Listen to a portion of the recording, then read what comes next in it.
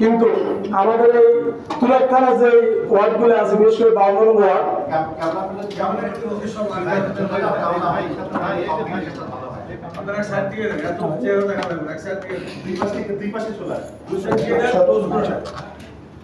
আমাদের এই যে সিটি কর্পোরেশন 52 নম্বর ওয়ার্ডটা গুরুত্বপূর্ণ। এখানে আপনার উত্তর 52 সেক্টর সংলগ্ন পিয়াঙ্কা সিটি থেকে শুরু করে 17-18 নম্বর সেক্টর সহকারে বিশাল একটা এলাকা, যেটা একদম লোকাল এলাকা, গ্রাম অঞ্চল, কালীবাড়ির ট্যাগ অর্থাৎ ইসিবি সত্তর আগ পর্যন্ত আমাদের এই ওয়ার্ডের সীমানা।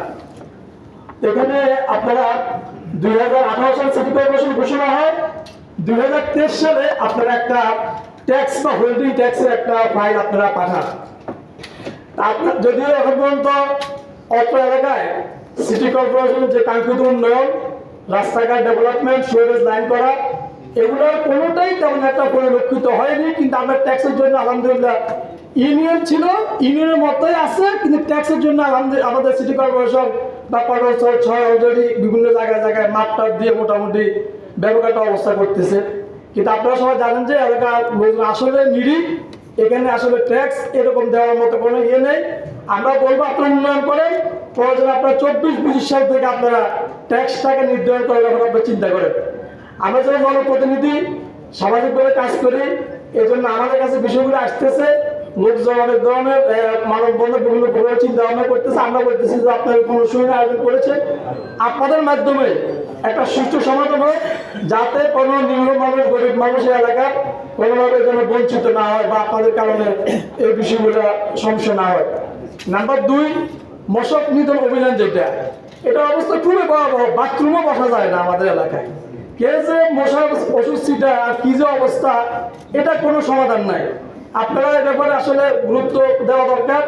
মানুষ মশা মারে আর সিটি কর্পোরেশন গালিগালাজ করে যে ট্যাক্সের ফাইলে দিচ্ছেন আর মশা নিধনের আপনারা কোনো ব্যবস্থা নিচ্ছেন না। মানে এটা ওই আগের মেয়র যাদেরকে মানুষ গালিগালাজ করতে, এখন অবস্থা যায় গেছে, যে আপনারা একটু ভূমিকা রাখবেন। নাম্বার 3, টিসিবির কার্ডের বিষয়ে আমরা আগে দেখেছি যে ভোটার সে টিসিবি কার্ড পাবে, বাড়ি হলে সে পাইছে।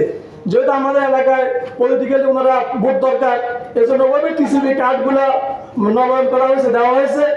এখন আমি যেহেতু 2005 আগস্টের পরে 24 আগস্টের পরে কথা বলতেছি, এই জন্য আমি আপনাদেরকে রিকোয়েস্ট করবো যে প্রকৃত যারা প্রাপ্য, এদেরকে যেন নতুন করে টিসিবি কার্ডের আওতায় এনে আগের লোকদেরকে যাচাই বাছাই করা হয়, যে এরা যেন মানে যারা গরিব না, টিসিবি কার্ড বা প্রাপ্য না, এদেরকে বাদ দিয়ে নতুন তালিকা টিসিবি কার্ড করানোর জন্য আমি আহ্বান করছি। নাম্বার 4 হচ্ছে রাস্তাঘাটের বিষয়ে।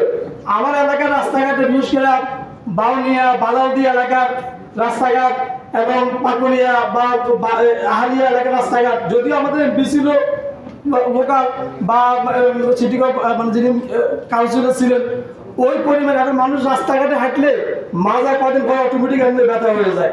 এই জন্য আপনারা ওখানে রাস্তাঘাটে কি উন্নয়ন করা যায় এই বিষয়টা একটু যদি দেখেন। বিশেষ করে বাউনি এলাকা জলাবদ্ধতা হয়ে যায়, বর্ষাকালে এখানে মানুষ স্বাভাবিকভাবে হাঁটাচলা করা খুবই কষ্টকর হয় এই রাস্তাঘাট করা।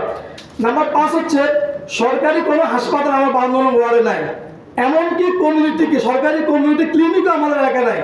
তাহলে আমার এলাকা গরিব মানুষ কোথায় যাবে? উত্তরাতে। আর উত্তরাতে একটা প্রাইভেট হাসপাতালে গেলে মিনিমাম আপনাকে মানে ঢুকলে আপনাকে এতে সেতে অনেক টাকা পেরেশানি করে। এই জন্য আমি যেহেতু সিটি কর্পোরেশনের আওতায় কমিউনিটি হাসপাতাল বলেন বা সরকারি হাসপাতাল বলেন, এগুলোর ব্যাপারে আপনাদের একটা পরিকল্পনা নেওয়া দরকার। আরেকটা গুরুত্বপূর্ণ বিষয়, সিটি কর্পোরেশন হওয়ার পর থেকে মানুষ বাড়িঘর করতেছে, আপনার 5 তলা বাড়ি করে ফেলতেছে, আমি বুঝি না। কিন্তু রাস্তাঘাট নাই, 20 ফিট রাস্তা নাই, কেমনি কি বাড়িঘর করতেছে, অনুমোদন কিভাবে আসে? এটা বললে অনেকের মনে কষ্ট লাগবে, তারপরে বললাম এই ব্যাপারটা আপনাদের নজরদারি রাখা দরকার। আপনি যখন 20 ফিট রাস্তার অনুমোদন নিচ্ছেন, আর যখন আপনি ওনাদেরকে নোটিশ দেন, তখন কেউ বাড়ি ভাঙতে রাজি না। তখন আপনারা বলেন যে ভাই 15 ফিট পাইছে, 15 ফিটে করি। ওই কন্ট্রাক্টর সাহেব মোটামুটি এর মাধ্যমে লাভ হয়, কারণ 20 ফিটের রাস্তার উনি বাজেট নেবে, 12 ফিট করবে, 15 ফিট করবে। এই জন্য আপনারা বাড়িগুলো করতেছে কেন হচ্ছে, এই ব্যাপারে আমাদের আসলে একটু সতর্কতা হওয়া দরকার। এরপরে হলো আপনার মাসিক একটা পর্যালোচনা কমিটি হওয়া দরকার, ওয়ার্ড ভিত্তিক। ওই এলাকায় যিনি জুন 6 আছে, ওনার আধা ধরে 4-5টা ওয়ার্ড সিটি কর্পোরেশন থাকে, তাদের পর্যালোচনা হোক আইন শৃঙ্খলার বিষয়ে, তারপরে সামাজিক যে কিশোর গ্যাং গড়ে উঠতেছে, এই সমস্ত বিষয়ে কিভাবে একটা পর্যালোচনা বৈঠক করা যায় সেগুলা একটা বিষয়। সর্বশেষ হলো আমাদের বাউনি এলাকার পিছনে সেনাবাহিনীর বাইরে কিছু প্রজেক্ট হচ্ছে, জাস্ট আমি মুখ দিয়ে বললাম আর সাবেক ভাইরা ওনারা কোনোভাবে রাস্তা ছাড়তে রাজি না। ওই এলাকার মানুষের পানিগুলো কোথায় যাবে? আর ওখানে কথা বললে ওনারা আমাদের মানে যে পাওয়ারটা আছে সেটা ইউটিলাইজ করার চেষ্টা করে। আমরা কারো বিপক্ষে না, আমার তো বাউনি এলাকা, আমার তুরাই 52 নং ওয়ার্ডের যে সমস্ত